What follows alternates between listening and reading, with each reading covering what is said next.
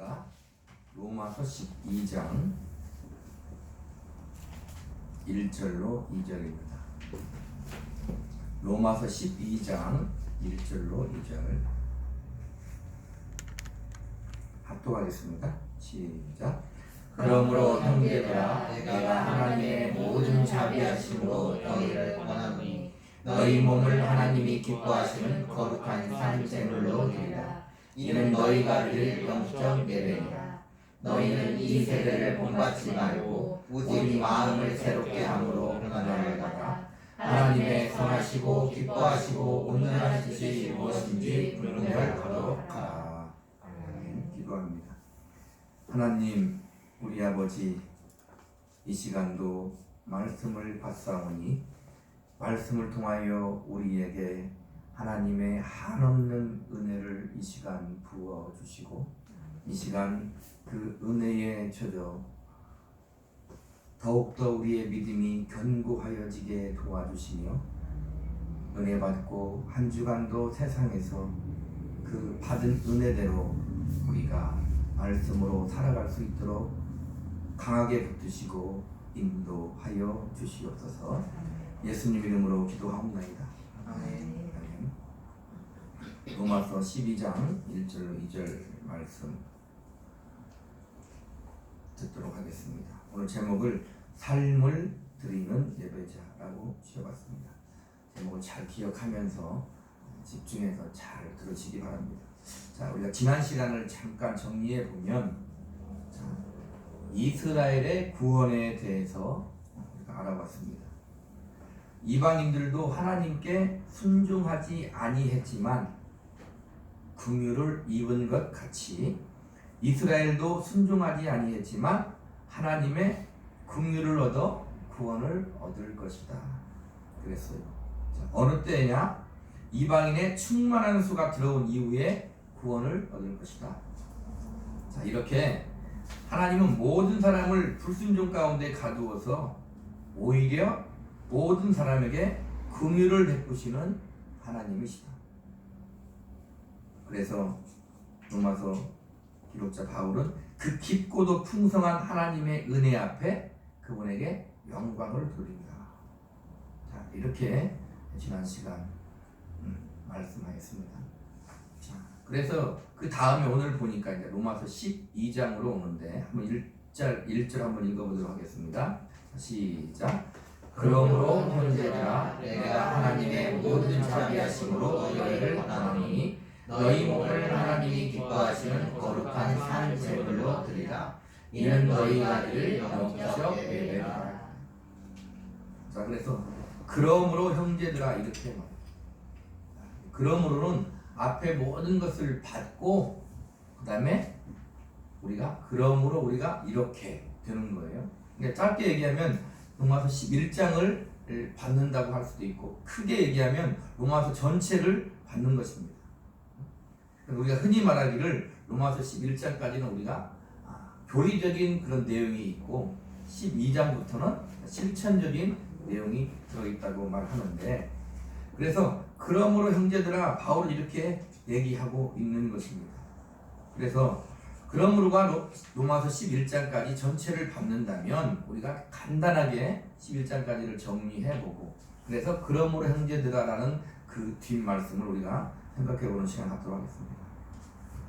그러니까 앞장까지 보면 모든 사람은 하나님을 알만한 것이 그들 속에 없다는 것, 그리고 마음에 하나님 두기를 싫어하고 율법을 듣고도 율법을 행할 수 없는 죄인들이다. 그러기에 의인은 없고 하나도 없으며 하나님을 두려워하는 마음도 그들 속에는 없다. 그러므로 그들은 하나님의 심판을 피할 수 없는 자들이다. 자, 그러나 율법 위에 하나님의 의신 예수 그리스도를 믿음으로 말미암아 그리스도 예수 안에 있는 속량으로 하나님의 은혜를 값없이 받아 의롭다 하심을 받은 자가 되었다.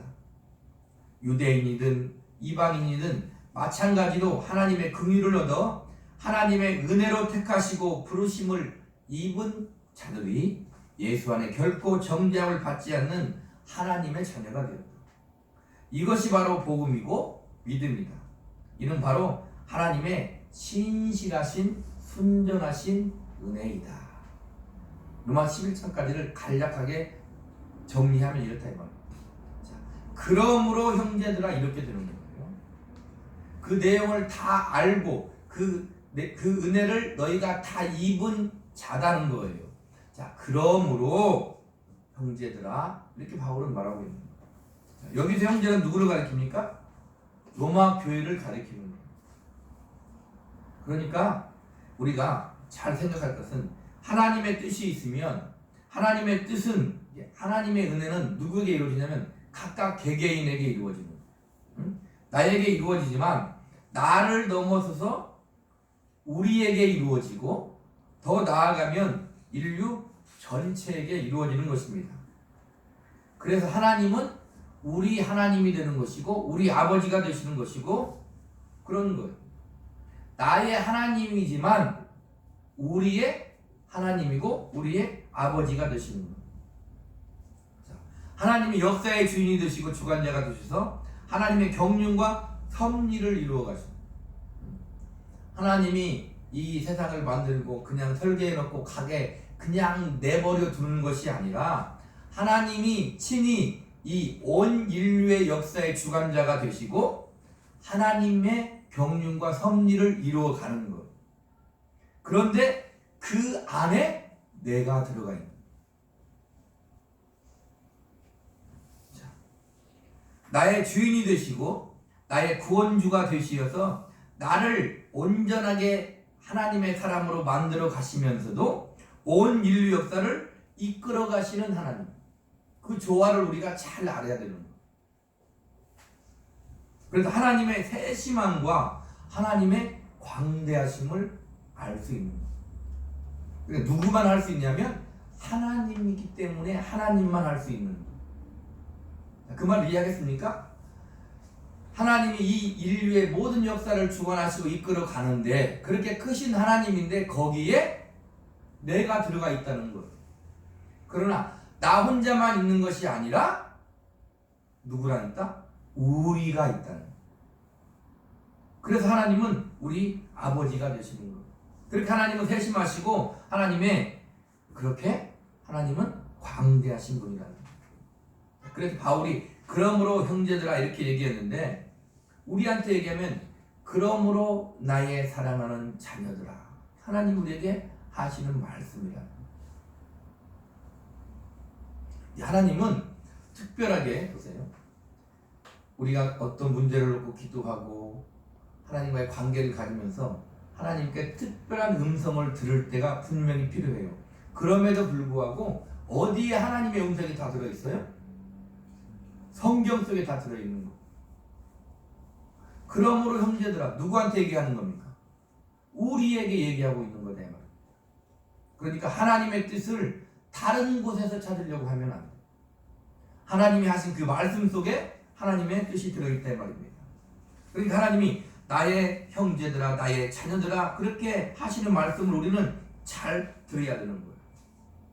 우리는 모두 하나하나가 하나님의 자녀들이고 하나님이 사랑하는 하나님의 크고 귀한 하나님의 자녀라는 것을 잊으면 안 된다는 것입니다. 그러니까 우리는 그냥 하나의 동떨어진 무관심한 존재가 절대 될 수 없는 것이고 그냥 예배 때 모여서 예배 드리고 흩어지면 그냥 끝나는 그런 사이가 아니라는 거예요. 오늘 본문에 그러잖아요. 형제들아 그래. 우리 잘 생각해야 돼요. 사회생활하고 직장 생활을 하고 모든 생활을 하는데 우리 교회에 있는 지체들이 그들과의 관계에 있어서 어떤 관계를 가지고 있는 거예요. 세상에서는 좀 따뜻한 면이 오히려 있을 수도 있는데 교회 안에서는 어떻게 돼요? 더 삭막할 수가 있는 거예요. 왜 그럴까요? 자 보세요. 형제들 할 때는 왜 우리가 형제가 되냐면 바로 예수님으로 말미암아 우리가 형제가 돼요. 예수 그리스도의 피로 죄사함을 받아 우리가 하나님의 자녀가 되고 다 같이 형제가 돼. 그런데 교회 안에서는 서로 뜨겁게 사랑하지 못하고 하나 되지 못하고 그렇게 산다면, 그렇다고 해서 우리만 살아가고 세상을 배척하라는 얘기가 아니라 우리가 예수 안에서 한 지체가 되어서 한 형제가 되어서 살아갈 때 뭘 해야 된다는 거예요? 응? 각각 서로 뜨거운 유대관계를 가져야 돼요. 교회는 너무 상막해. 왜 그럴까요? 교회는 거룩한 곳이라고 생각하는 거예요. 거룩한 곳이죠. 그렇기 때문에 죄가 들어오면 그 죄를 용납하지 못해요. 그래서 누구 하나 잘못을 하면 오히려 우리의 거룩으로 그들을 정죄하는 거예요. 그러니까 하나 되지 못한다 이 말이에요. 하나님이 그러면 어떻게 되겠어요? 우리는 살아남을 수가 없는 거예요. 그럼 하나님 우리를 어떻게 사랑하시느냐? 어떻게 우리가 하나님의 자녀가 되고 형제가 될 수 있느냐? 바로 예수 그리스도로 말미암아 우리가 그렇게 될 수 있었던 것입니다. 똑같이 교회에서도 우리가 어떤 죄가 들어올 때 어떻게 해야 돼요? 예수 이름으로 그들을 받고 용납하고 사랑해야 되는 거예요. 그래서 우리는 그냥 나 혼자 구원받고 끝나는 그런 인생이 아니다 이 말입니다. 주님의 각각의 지체가 되어서 주님을 머리 삼고 우리의 각각의 사명을 감당하며 살아가지만 온전하게 그리스도로 한 몸을 이루는 한 지체가 된다는 것을 잊으면 안 된다는 거예요. 오히려 교회 안에서는 그런 일들이 잘 일어나지 않는다.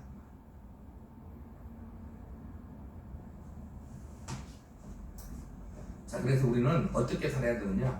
각각의 지체로서 서로 하나 되어야 되고 사랑하면서 살아야 돼. 하나님을 사랑한다 하면서 지체 간에 사랑하지 못하면, 더 나아가서 세상을 우리가 사랑으로 품지 못하면 그건 하나님을 온전히 알지 못하는 것이고 우리의 신앙을 온전히 알지 못하는 것이 되는 것입니다. 그래서 바울은 그러므로 형제들아 이렇게 말하고, 자, 그 다음에 뭐라고 합니까? 내가 하나님의 모든 자비하심으로 너희를 권하노니 그래. 자, 이 말은 하나님이 권하는 것은 너희를 긍휼히 여기고 사랑하기 때문에 하는 말씀이야 라는 것. 자, 이 관점을 가지고 성경을 읽어야 돼. 그래야 우리가 무엇을 할 수 있어요? 은혜 받을 수 있는 거예요. 자, 성경을 읽을 때 하나님은 나를 긍휼히 여기시고 나를 사랑하시는 나의 아버지 하나님이야. 그 하나님이 사랑을 가지고 나에게 말씀하시는 거야 라고 성경을 읽지 아니하면 어떻게 돼요? 우리는 살아남을 수 없는 무서운 하나님이 되는 거예요. 자, 생각해 봅시다. 나를 사랑하시는 아버지가 나에게 말씀하시는 거예요. 그래서 그 심정을 알아야 돼요. 그래야 이해하고 우리가 하나님의 아버지의 말씀을 들을 수 있는 것. 자, 자식이 철들 때는 언제입니까? 부모의 마음을 알았을 때 철드는 것. 우리 신앙도 마찬가지입니다. 우리가 신앙이 한 단계 성숙할 때가 어느 때입니까? 하나님 아버지의 마음을 알아갈 때, 그때 한 단계 한 단계 우리는 성숙하게 되는 것입니다. 그래서 하나님이 그런 마음을 가지고 그 뜨거운 사랑의 마음으로 우리에게 권한다. 바울은 이렇게 얘기합니다. 그 다음에 뭐라고 하냐면 너희 몸을 하나님이 기뻐하시는 거룩한 산 제물로 드리라. 그 부분 같이 한번 읽어볼게요. 시작. 너희 몸을 하나님이 기뻐하시는 거룩한 산 제물로 드리라. 소마예요. 이 몸을 가리키는 거예요. 이 몸을 가리키는 거예요. 이 몸을 하나님이 기뻐하시는 거룩한 산 제물로 드리라는 것입니다. 이 말은 너희 몸을 하나님께 드리는 것이 거룩한 산 제물이다 하는 거. 너희 몸을 드리라는 것은 너희 삶을 하나님께 드리라는 거. 내가 이 몸을 가지고 살아가는 나의 삶을 하나님께 드리라는 것입니다. 거기에는 뭐가 들어갔어요? 우리의 정신, 우리의 영혼, 우리의 마음, 우리의 가진 모든 소유, 능력, 우리의 야망, 우리의 뜻, 그 모든 것이 들어가 있는 그것을 어떻게? 하나님께 드리라는 그게 거룩한 산 제물이 된다는 거. 우리가 정리해 보면 너희 삶을 하나님께 드리는 것이 이것이 바로 거룩한 제물이고, 그런데 나의 삶이 하나님께 거룩한 제물이 되기 위해서는 나의 삶을 하나님께 드리는 것이 거룩한 제물인데 나의 삶이 하나님께 거룩한 제물이 되기 위해서는 보세요. 구약에 하나님께 제물을 드려요. 제사를 드려요. 어떻게 제사를 드립니까? 짐승에게 손을 얹고 제사장이 짐승을 가져온 그 사람의 죄를 짐승에게 전가시켜요. 왜? 그 사람이 죽으면 끝나니까 안 되잖아요. 짐승에게 죄를 전가시켜. 그 다음에 무엇을 하느냐? 짐승을 잡아 피를 흘려요. 그리고 그 피를 들고 가. 번제를 들 때도 마찬가지. 번제는 태워서 드리는 거잖아요. 그러는데 이 짐승을 잡았으니까 피를 들고 가니까 하나님 무조건 받아. 그러지 않는다 이 말입니다. 그 중심을 봐. 번제 때도 마찬가지. 그 중심을 봐. 그 연기를 흠양해. 하나님은 연기를 마십니까? 짐승을 태운 연기를. 그게 아니고 그 중심을 본다 이 말입니다. 짐승이 피를 흘릴 때 그 사람은 어떻게 했어요? 내가 저렇게 죽어야 되는데 짐승이 죽는 거예요. 우리도 마찬가지죠. 우리가 구원받은 것은 구약은 그림자이니까 실체이신 예수님이 이 땅에 오셔서 우리를 대신하여 십자가에 죽으시는 거예요. 그 피를 우리가 어떻게 믿고 들고 가는 거예요. 그래서 그 피를 들고 간다 이 말입니다. 제물이 되기 위해서는 피를 흘려야 돼요.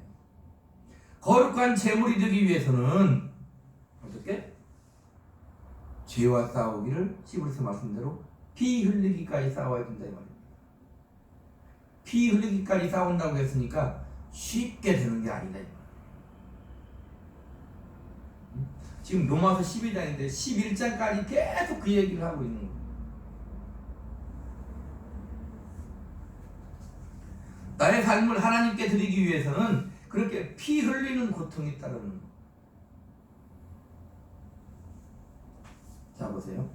로마서 11장까지는 우리가 교리적인 것이라고 했는데 그것으로 끝난다면 로마서 11장에서 끝나는 거죠. 우리가 하나님의 순전하신 은혜로 예수 그리스도로 말미암아 지금까지 로마서 살펴봤듯이 예수 그리스도를 믿음으로 말미암아 죄사함을 받고 구원받았어요. 그 얘기를 하는 거죠. 너희의 공로가 아니다. 하나님의 순전하신 신실하심이요 하나님의 열심이요 하나님의 믿음이라는 거예요. 그렇게 구원을 받았어요. 끝났으면 로마서 11장에서 끝났을 거다 이 말입니다. 그리고 우리도 구원받았으면 끝났을 거다 이 말이에요. 그러나 거기에 끝나지 않고 12장이 나온다 이 말이에요. 그러므로 형제들아 내가 하나님의 모든 자비하심으로 너희를 권하노니 너희 몸을 하나님이 기뻐하신 거룩한 산 제물로 드리라는 거예요. 이게 간단히 얘기하면 이거죠. 너희는 하나님의 순전하신 은혜 예수 그리스도로 말미암아 구원을 받은 하나님의 자녀가 되었으니 우리한테 하는 얘기예요. 너희 삶을 하나님께 드려야 된다. 그걸 말하고 있는 거다.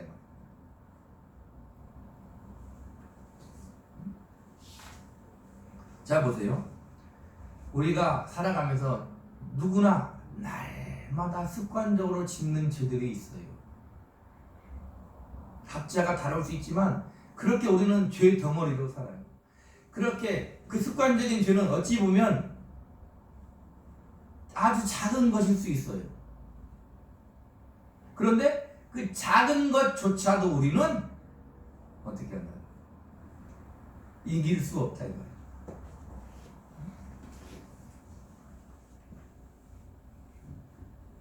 그 작은 것을 이기는 것조차도 피 흘리는 고통이 뒤따라야 되는 거예요. 그래서 우리가 가끔 이런 얘기하잖아요. 통해 자복이라고 하잖아요. 통해 자복하지 않으면, 십자가의 주님을 바라보며 나를 위해 피 흘리신 주님을 바라보며 통해 자복하지 않으면 이길 수 없는 거예요. 아니 그렇게 주님을 바라봐도 쉽게 이길 수 없는 것이 우리의 현실이다 이 말입니다. 이렇게 작은 죄 하나도 이길 수 없는 존재일진데, 더 나아가면 우리의 뜻과 우리의 아집과 우리의 야망이 있다면 그 뜻을 내려놓고 하나님의 뜻에 순종하는 것은 얼마나 큰 피 흘리는 고통이 따르겠어요. 순간에 되지 않는다 이 말입니다. 자, 그래서 이렇게 날마다 죄와 싸워 이기는 이 삶을 사는 것이 거룩한 재물이고, 자, 그 다음에 이는 너희가 드릴 영적 예배니라 그래요. 이 각주 보니까 원래 뜻이 합리적인, 합당한 이런 뜻이 있거든요. 이것이 영적인 예배다. 영적인 게 다른 게 아니다 이 말입니다. 오늘 제목이 뭐예요? 삶을 드리는 예배죠. 영적인 게 다른 게 아니에요. 초월적인 것만 다른 게 아니에요. 하나님과 하나님의 음성을 듣고 하나님과 대화하고 그런 사람도 물론 성령 안에서 있을 수 있지요. 그런 것들만 영적인 게 아니다 이 말입니다. 병든 자가 순식간에 고침을 받고 어떤 문제가 순식간에 해결을 받고 그런 것만 영적인 게 아니에요.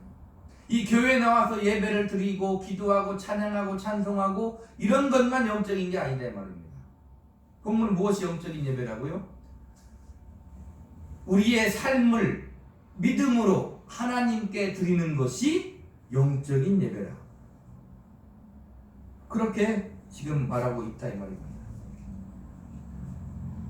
그래서 이렇게 날마다 죄와 싸워 이기는 삶을 사는 것이 거룩한 재물이고 이것이 우리의 영적인 예배일진데, 그러면 우리는 여기서 한번 짚고 넘어가야 된다 이 말입니다. 고민이 들어가는 거예요. 앞에도 얘기했지만 왜 고민이 들어가야 됩니까? 그렇게 잘 못 사니까. 죄와 싸워 이기는 것보다 질 때가 많으니까. 그러면 하나님이 죄와 싸우는 것만 받으시는가? 이렇게 우리는 물어야 되는 거예요. 죄와 싸워 이기는 것만 받으시는가? 그럼 어떻게 대답할 수 있어야 돼요? 아니다. 이렇게 대답할 수 있어야 됩니다. 그러면 우리는 너무나도 실패한 인생이잖아요. 이기는 것만 받으시는 하나님이라면 너무나도 우리는 실패한 인생이에요. 우리는 매 순간 죄와 싸워 이기기 위해 하나님을 의지하고 성령의 역사를 간구하며 고군분투해야 돼요. 우리의 지금은 혈과 육이 아닐진데 싸워 이겨야 된다 이 말입니다. 그러나 혹 실패할 때일지라도 로마서의 말씀대로 하나님의 부르심에는 후회하심이 없고 하나님을 사랑하는 자 곧 그의 뜻대로 부르심을 입은 자에게는 모든 것이 합력하여 선을 이루시는 하나님이심을 믿고 가는 인생길이라면 하나님은 실패하는 우리의 삶이라도 예배로 받으실 거다 이 말이에요. 이것이 우리 하나님 아버지에 대한 믿음이에요. 자, 그런데 여기서 또 중요한 것이 있습니다. 이 코로나 시대에 우리가 한 가지 더 짚고 넘어갈 것이 있는데, 이렇게 우리의 삶 자체를 하나님께 드리는 것이 영적인 예배이기 때문에 삶을 잘 살면 되는 것이지 굳이 교회에 모여서 예배 드릴 필요가 있는가, 이렇게 반문하는 사람들이 있어요. 신학적으로도 더 깊게 올라가면 있지만 이 시대를 비추어 얘기해보면 뭐예요? 굳이 우리가 모여서 예배 드려야 될 필요가 있는가? 코로나가 끝나간다고 하지만 아직도 몇만 명 나오지 않습니까? 그리고 그동안 우리는 이제는 나와서 예배도 드리지만 집에서 혼자 예배 드릴 수도 있고 줌으로도 드리고 인터넷으로 드리고 여러 가지 많은 그런 시도를 우리는 했다 이 말입니다. 물론 거기에도 하나님의 은혜가 있을 수 있습니다. 자, 오늘 본문 보세요. 우리의 삶을 드리는 것이 영적 예배의 일치인데 우리가 꼭 굳이 모여서 예배를 드려야 되는가? 그렇게 하지 않아도 된다 하는 사람들이 있을 수 있고 있다 이 말입니다. 꼭 형식에 얽매인 예배에 집착하지 말고 잘 살면 되는 것이지 우리가 굳이 모여서 예배를 드릴 필요가 뭐가 있냐 이 말입니다. 특별히 요즘 코로나 시대에는 우리가 인터넷으로 예배를 많이 드리잖아요. 자, 물론 꼭 어찌할 수 없는 상황에서는 거기에 맞게 예배 드리는 것을 반대하지 않습니다. 그럴 수 있어요. 어찌할 수 없는 상황에서는 어떻게 해야 돼요? 우리는 어느 곳에서든지 여기서도 말고 저기서도 말고 곧 이때라 하나님께 예배하는 자는 영과 진리로 예배할지니라.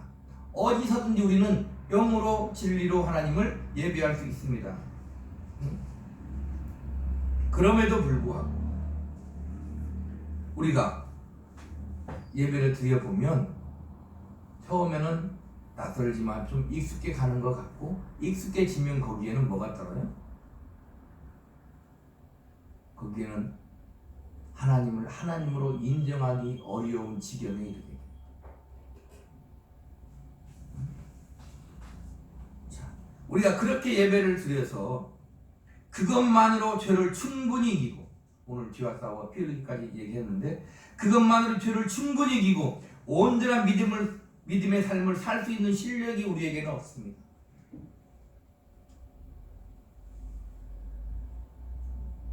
간단하게 인터넷으로 예배드리고 은혜 받고 그냥 살아가면서 우리는 죄를 이길 실력이 우리에게는 없어요. 그러니 모여 예배할 수 있음에도 핑계를 삼아 모여 예배하지 않는 것에는 분명 반대합니다. 모여 예배 드릴 수 있음에도 불구하고 모여 예배하지 않는 것은 분명히 반대한다. 우리는 교회에 모여서 예배하면 더 하나님에 집중할 수 있고 그 하나님을 예배함에 집중할 수 있고 더 은혜 받을 수 있어요. 원래 교회는 회인 거예요. 공동체다 이 말입니다. 그리고 거기에는 뭐가 있어요? 성도 간에 성령의 교통이 있고 성도 간에 위로와 격려가 있고 성도 간에 그리스도의 사랑을 뜨겁게 나눌 수 있다 이 말입니다. 자, 우리 빌립보서 2장을 한번 보겠습니다. 빌립보서 2장.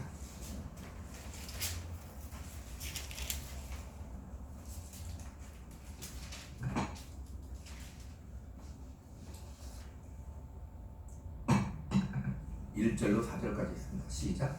그러므로 그리스도 안에 무슨 권면이나 사랑에 무슨 위로나 성령의 무슨 교제나 긍휼이나 자비가 있거든 마음을 같이하여 같은 사랑을 가지고 뜻을 합하여 한 마음을 품어 아무 일에든지 다툼이나 허영으로 하지 말고 오직 겸손한 마음으로 각각 자기보다 남을 낮게 여기고 각각 자기 일을 돌볼 뿐더러 또한 각각 다른 사람들의 일을 돌보아 나의 기쁨을 충만하게 하라. 보세요. 무슨 위로나 성령의 무슨 교제나 긍휼이나 자비가 있거든 같이 하라 이 말입니다. 같이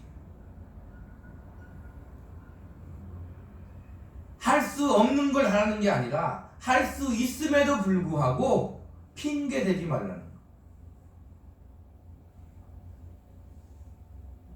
보세요.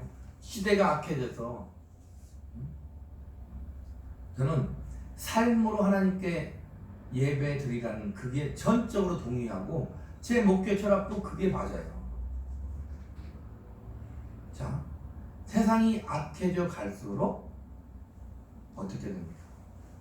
각박한 세상이 되는 건데 교회에서부터 우리는 세상에서 그걸 찾는 게 아니라 교회에서부터 보는 거예요. 이제는 점점 그런 시대가 거의 왔다고도 보는 거예요. 일주일에 한 번 예배 드리지 않습니까? 하나님께 집중할 수 있는 그 시간, 우리가 엄청 오래 시간 잡아봐야 1시간 반이에요. 길게 짧으면 1시간, 아니면 1시간도 안 되는 예배 아니겠습니까? 그 1시간 예배 드리고 모여서 예배한다고 가정할 때 나머지 전 일주일을 살아야 돼요.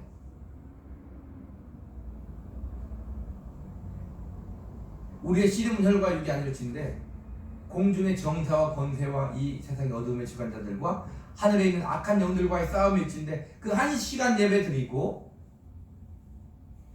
나가서 살아야 돼요. 머릿속으로 생각해보세요. 우리가 기도는 또 우리가 얼마나 하고 있습니까?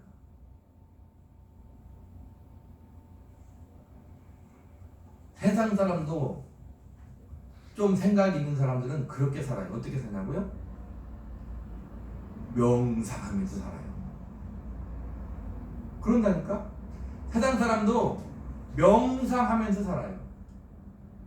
자기를 돌아봐. 하루에 한 번쯤은 명상하면서 단 이런 거 하면서 요가 이런 거 하면서 우리는 하나님의 자녀로서 얼마나 하루에 일주일간 하나님께 집중하는 시간을 갖는가 우리는 생각해 봐야 된다 이거.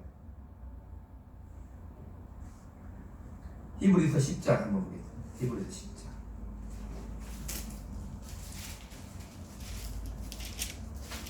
23절로 25절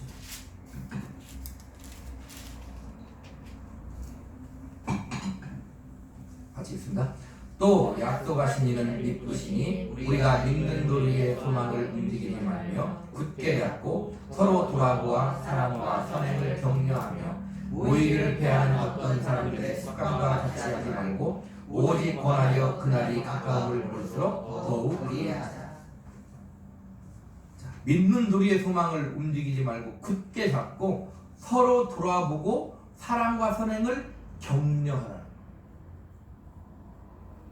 같이 서로 돌아보고 사랑과 선행을 격려해야 된다 이 말이에요.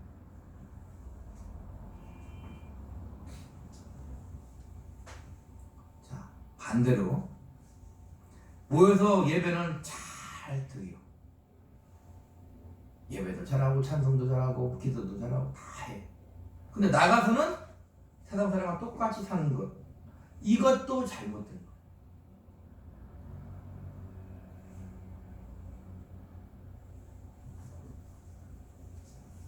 그러니까 이 두 가지를 우리는 잘 생각해 봐야 돼.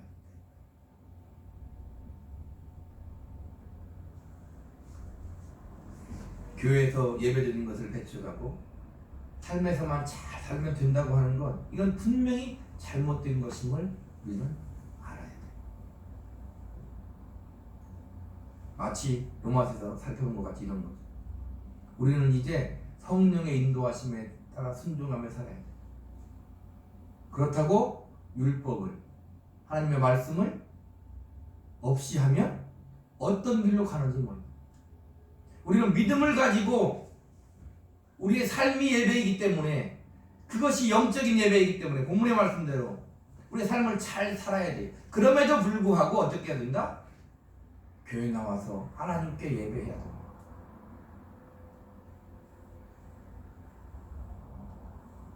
할 수 있는 예배를 하지 않으면 안 된다는 것입니다.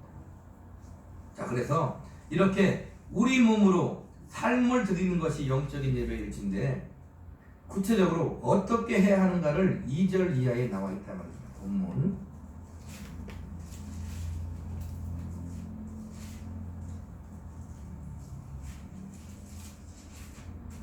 같이 읽겠습니다. 2절 시작. 너희는 이 세대를 본받지 말고 오직 마음을 새롭게 함으로 변화를 받아 하나님의 선하시고 기뻐하시고 온전한 뜻이 무엇인지 분별하도록 하라. 자, 먼저 뭐예요? 이 세대를 본받지 말고요. 원문에 본받지 말고는 현재 명령법 수동태. 그러니까 뭐가 되는 거예요? 우리가 구원받은 하나님의 자녀가 된 거예요. 그럼 어떻게 된다? 이 세대를 본받지 말라. 이 말은 원목과 같은 모양이 되다, 따르다, 이끌리다라는 뜻이에요. 원문적으로 해서. 그래서 어떤 형상을 취하여 자기 자신을 본질적으로 무엇과 동일시하는 의미로 이 말이 쓰였어요. 그리고 이 말은 뭐냐면, 이 어근의 원문은 스게마인데 외형이란 뜻으로 나날이 그리고 해마다 변화하는 것을 의미합니다. 외형적인 걸 말. 그러니까 너희 삶을 이 세상의 온갖 유행에 맞추려고 하지 말라는 거예요. 우리의 생활 태도라든지 거동, 처신이 세상의 유행을 따라가면 안 된다 이 말이에요. 겉에 보이는 화려함을 따라가면 안 된다 이 말이에요. 겉의 화려함을 위해서 살지 말라는 거예요. 그게 이 세대를 본받지 말라. 다음이 무엇입니까? 마음을 새롭게 함으로 변화를 받아요. 변화를 받아로 번역된 이 원어는 이것도 역시 현재 명령법 수동태. 기본 의미가 뭐다? 변화하다, 변형하다는 뜻이 있다 이 말입니다. 자, 이 동사의 어원이 뭐냐면 모르페인데 모양, 형상, 외양 등을 뜻하는 말로 앞에서 말한 스게마와 같은 비슷한 의미가 있는데 다른 점이 뭐냐? 모르페는 본질 그 자체, 즉 어떤 사물의 본질적인 요소를 가리킨다. 그러니까 본질적으로 변화를 받아야 된다는 말. 자, 그러면 우리의 본질이, 우리의 영혼이 변화를 받았어요? 안 받았어요? 그건 우리가 할 수 없는 거잖아요. 물과 성령으로 하나님의 은혜로 우리는 거듭난 하나님의 자녀가 됐으니까 그 본질은 바뀌었어요. 바뀐 그 본질이 뭘 하게 해야 돼요? 일을 하게 해야 되는 거죠. 그게 문제인 거예요. 우리의 본질이 죽은 영혼에서 살아난 영혼이 산 예수 그리스도의 생명으로 산 영혼이 되는 것은 우리가 할 수 있는 일이 아니에요. 하나님의 전적인 은혜로 그게 되었는데 그것이 우리가 어떻게 나타나야 된다 이 말입니다.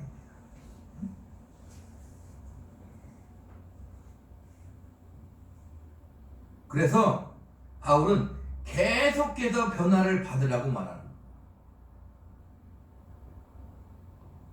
본질적으로 살아난 영혼은 계속해서 무엇을? 성경 말씀대로 그리스도의 장성한 분량에 이르기까지 변화해야 돼요.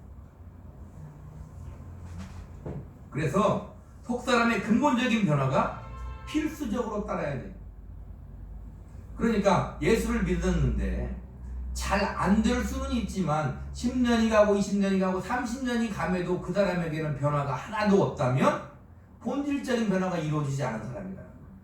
그러니까 쉽게 얘기하면 거듭나지 못한 사람, 구원받지 못한 사람이 되는 거다 이 말이에요. 아니, 변화하게 되어 있는 거예요. 자, 성령의 열매는 사랑과 희락과 화평과 할 때, 성령의 열매는 할 때 뭐라고 그랬습니까? 성령이 맺으시는 열매다 이 말입니다. 성령이 주어예요. 성령이 맺으시고야 많은 인생일지인데 그 영혼에 변화가 없다면 본질적인 거듭남의 변화가 그 사람은 없는 것이 된다 이 말입니다. 더 구체적으로 그러면 이러한 변화가 어떻게 우리가 우리 삶에 나타날 수 있는가? 그것은 그 앞에 뭐라고 했냐면 오늘 보면 보니까 마음으로 이렇게 된다. 마음으로 변화를 받아라. 자, 그래서 뭐가 되는 거예요? 마음, 원어가 누스인데 이 누스를 갱신함으로써 가능하다는 거예요. 무릇 지킬 만한 것 중에 더욱 내 마음을 지키라고. 생명의 근원이 이에서 납니다. 그래서 이렇게 새롭게 함으로 해서 이 원어는 어떻게 되냐면 다시 난 후에 새로워지고 새 신듦까지 같이 포함된 말이다 이 말이에요. 그냥 그 순간만을 말하는 게 아니에요. 우리가 성화를 말할 때 맞습니다. 그 순간만을 말하는 게 아니라 새로워지고 새신된 모습까지 포함하는 거예요. 그게 새롭게 함으로예요. 물론 이 새롭게 되어짐은 새신되어짐은 성령의 역사를 통해서 이루어지는 거다 이 말입니다. 그래서 성령의 역사를 통해서 죄로 오염된 자연인에서 하나님께 의롭다함을 받은 그리스도인이 된 자는 누수의 갱신을 통한 이와 같은 변화가 반드시 뒤따르게 되어 있다.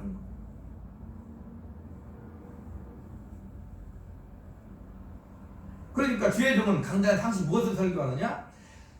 성도가 구원받은 하나님의 자녀라면 어떻게 된다는 거예요? 지금 변해야 된다고 설교하는 거예요.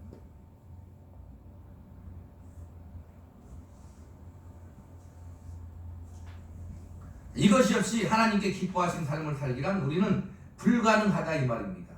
이렇게 성령의 역사를 통해서 마음을 새롭게 함으로 변화를 받으면 그 결과 하나님의 선하시고 기뻐하시고 온전한 뜻이 무엇인지 분별할 수 있게 된다는 것.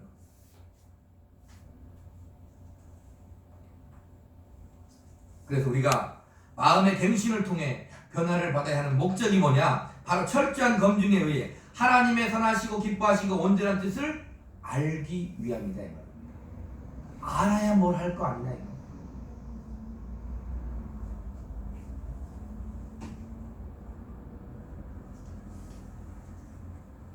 그래서 오늘 본문을 통해서 바울은 우리에게 뭐라고 하냐면 우리가 어떠한 삶을 살아야 되는지를 보여주고 있어요. 우리의 삶의 양식과 삶의 방식은 하나님의 뜻에게 지배되어져야 하므로 여기에 대한 분별은 더없이 중요하다는 것. 하나님께서 요구하신 참된 예배는 우리의 변화된 믿음의 실제적인 삶이다 이 말입니다. 우리 생의 매 순간순간과 모든 행위가 하나님께 드려지는 것이 바로 참된 예배이고 그것이 바로 영적인 예배라는 거예요. 그리스도가 우리의 삶의 중심이 되시고 우리의 삶의 주인이 되실 때에 이것은 비로소 가능하다. 우리는 예수님이 나의 구세주라는 것만 믿어요. 아니요. 예수님은 나의 구세주이자 나의 삶의 주인이라는 것을 잊으면 안 된다. 자, 제가 한번 읽어볼 테니까 잘 생각해보세요. 하나님의 아버지의 마음을 느끼며 생각해 보시기 바랍니다. 들으시기 바랍니다. 그러므로 형제들아 내가 하나님의 모든 자비하심으로 너희를 권하노니 너희 몸을 하나님이 기뻐하시는 거룩한 산 제물로 드리라. 이는 너희가 드릴 영적 예배이라. 너희는 이 세대를 본받지 말고 오직 마음을 새롭게 함으로 변화를 받아 하나님의 선하시고 기뻐하시고 온전하신 뜻이 무엇인지 분별하도록 하라. 아멘? 오늘 설교를 들었습니까? 한 주간 살면서 하루에 한 번만 이 본문의 말씀을 읽어보고 믿음의 삶을 사시기를 바라요.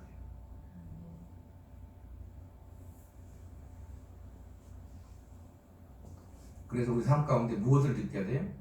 성령의 역사를 우리 삶 가운데 체험적으로 느껴야 돼요. 그냥 막연히 사는 것이 아니라 성령이 나와 함께 하시는 그 삶의 실질적인 모습을 우리가 봐야 된다 이 말이에요.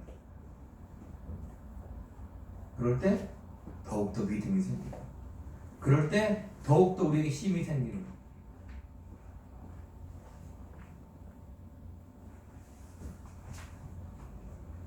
오늘 말씀을 기억하면서 한 주간도 우리의 삶을 하나님이 받으시기에 합당한 삶을 사시기를 우리 구주 예수 그리스도 이름으로 축복합니다. 기도하겠습니다.